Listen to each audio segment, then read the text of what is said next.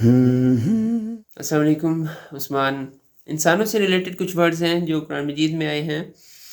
آدم، عرف عام میں سب سے پہلے انسان حضرت آدم علیہ السلام کے لیے یہ لفظ استعمال ہوتا ہے. بشر، آدمی، انسان، عام طور پر عرف عام میں یہ بولے جانے والا لفظ ہے، اور انسان کی جلد کی اوپر کی سطح کے لیے بھی یہ ورڈ استعمال ہو جاتا ہے.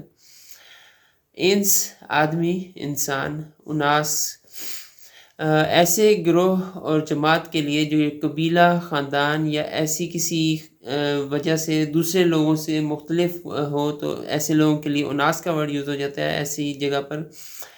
اور ایونچولی اگر دیکھیں تو جب معاشرتی پہلو کا ذکر کرنا ہو، رہن سہن کا، دوسرے لوگوں سے تعلقات وغیرہ کے بارے میں بات کرنی ہو، تو انس اور اس سے نکلے ہوئے الفاظ کا استعمال ہو جائے گا.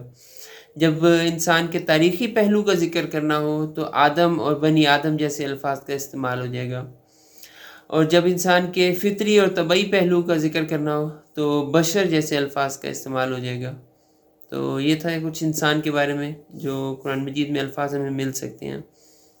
جزاکم اللہ